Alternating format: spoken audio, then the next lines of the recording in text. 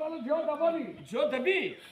ଯଦି ଦେବି ହଁ ତମ ଘରେ କଣ ଅଛି ନ ଅଛି ଆମେ ଟିକେ ପ୍ରଥମେ ଜାଣିବା ଆମ ଘରେ କଣଟା ନାହିଁ ହୋ କଣଟା ଅଛି ହଉ ଆମ ଘରେ ଆଜ୍ଞା 2 କୋଠା ବିଲ୍ଡିଂ ଅଛି ହଁ ମାଛ ଚାଷ ଅଛି କୁକୁଡ଼ା ଚାଷ ଅଛି ଘୁଷୁରୀ ଚାଷ ଅଛି ଜମି 25 ମାଣ ଅଛି 25 ମାଣ ଆଉ କି କୁହ ହଁ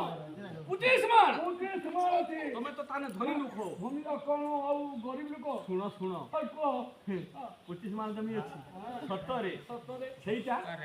ସେଇଟା ଅଛି ଅଛି ତ ଭାରତରେ 2ଟା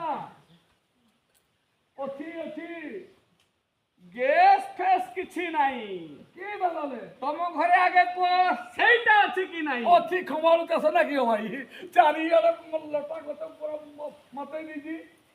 କି ଖମ୍ବାଳୁ ନୁହଁ କି ଡାହ ଇଏ ଖମ୍ବାଳୁ ନୁହଁ କି ଡାହ ନୁହଁ ସେଇଟା ଓହୋ ଏଟା ବର୍ଷ ପାଇଁ ଆଜ୍ଞା ଡାଙ୍ଗେଲ ପୁଅ ବିଚାରଟା କରି ଦେଖି ସେଇଟା ବି ନୁହଁ କି ଡାହ ତମ ଘରେ ଆଗେ କୁହ ସେଇଟା ଅଛି କି ନାହିଁ କି ଡାହ ଭାଇ ସେଟା କିଟା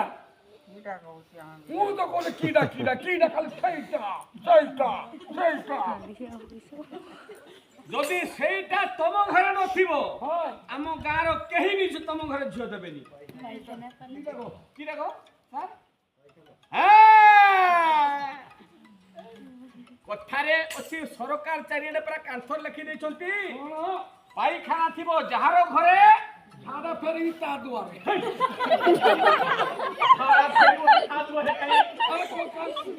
ଧରା ଯାଉ ପାଖରେ କିଏ ଥିବେ ମା କି ଭଉଣୀ ଥିବେ କିଏ ଧରା ଯାଉ ତାଲା ମାରା ହେଇଥିବ ମୁଁ ଅସମାଳିକି ଥିବି କୋଉଠି ଆଜ୍ଞା ହଉଥିବି ଆଉ ସେଇଠି ଝିଅ ବିବାହ ଦେବି ତାହାରି ଘରେ ଓହୋ। ଆଗେ କୁହ ତମ ଘରେ ପାଇଖାନା ଅଛି ନା ନାହିଁ ଆରେ ଅଛି ଅଛି ଅଛି ନା ସତରେ ଆମ ସରକାର ଆଜ୍ଞା 12,000 ଟଙ୍କା ଦେଇଛି ହଉ ହାତରୁ କିଛି ପଇସା ମିଶେଇ ସୁନ୍ଦର ଭାବରେ ପାଇଖାନା କରିଦେଇଛି ଉପରେ ପାଣି ଟାଙ୍କି କରିଦେଇଛି ଆଚ୍ଛା ଆଗେ ଗାଧୁଆ ରୁମ୍ କରିଦେଇଛି ହଉ ପାଇଖାନା ଆଜ୍ଞା 2ଟା ପାଇଖାନା କରିଛି ଦିଟା ପାଇଖାନା ତୁମ ଝିଅ ଠିଆ ହେଇକିରି ହଗିବ ବସିକିରି ହଗିବ ଦି ପାଇଖାନା ହଉ ଓ ସେଟା ଗୋଟେ ବସା ବାଲା ଗୋଟେ ମାନେ ଉଞ୍ଚା ବାଲା ଓହୋ ଉଞ୍ଚା ବାଲା ହଁ କମର ବାଲା ଦିଟା ପାଇଖାନା ଅଛି ହଁ। ଶୁଣ ଶୁଣ ଶୁଣ ହଁ କୁହ ଆଉ ଗୋଟେ ଶେଷ ଥର ପାଇଁ ପ୍ରଶ୍ନ ପଚାରିବା ନା କଣ ଭାଇ ହଁ ଏଇ ଯଦି ପ୍ରଶ୍ନ ଠିକ ଉତ୍ତର ପାଇଯିବା ହଁ। ତାହେଲେ ଝିଅ ଦେବା କି ନ ଦେବା ଚିନ୍ତା କରିବା ଏତେ ବୁଝିବ ହେ, ଝିଅ ଦେବା ନା ଆଉ ଓ ଆମେ କଣ ଝିଅ ପାଟି ପରା ତାହେଲେ ବୁଝାବୁଝିକିରି ଦେବ ସବୁ ବୁଝାବୁଝି କରିବା ଆଚ୍ଛା ଆଚ୍ଛା ଆଚ୍ଛା ଆଚ୍ଛା ହଁ। କହିଲ ତମ ପୁଅର ବୟସ କେତେ ଏଇ ଆମର ଆଶା ଦିଦି କହିବେ କିଏ କହିବେ ଆମ ଆଶା ମା କହିବେ ଆଶା ମା କହିବେ ଆମ ଆଶା ଦିଦି ମୋ ସ୍ତ୍ରୀ ଯେତେବେଳେ ମାନେ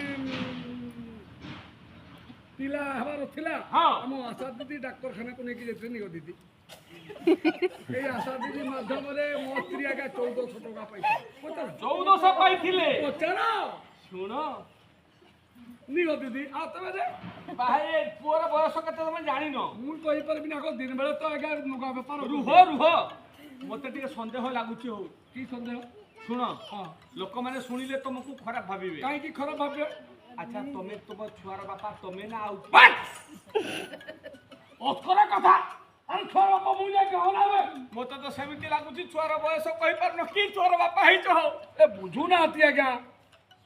ଆରେ ଦିନେ ଆଶା ଦିଦି କହୁଥିଲେ ମୋ ସ୍ତ୍ରୀକୁ ନେଇକି ହଁ କଣ କହୁଥିଲେ ଆମର ଅଙ୍ଗନବାଡି ଦିଦି କହୁଥିଲେ ନିଘ କଣ କହିଥିଲେ ସେଇଆ ମୋ ଦିଦି କହୁଥିଲେ 18 ବର୍ଷ ତାକେ ଦେଇଛି ତମ ପୁଅର ହଁ ଦିଦି ଆଙ୍କ ପୁଅର ବୟସ 18 ବର୍ଷକ ଝିଅ ଦେବା ଏ ବାପା 2 ପଇସା ରୋଜଗାର କରୁଛି ରୋଜଗାର କରୁଛି ହଁ ବୋରନା ଭାତ ଖାଇବି ନା ବହୁ ରାନ୍ଧଣା ଭାତ ଖାଇବ ହଁ ଶୁଣ ହଁ ତମେ ବହୁ ରାନ୍ଧଣା ଭାତ ଖାଇବ ନା ଯାଇକି ଜେଲରେ ଡାଲି ଭାତ ଖାଇବ କାହିଁକି ଆଜ୍ଞା ହେଁ ଆରେ ତମ ଝିଅ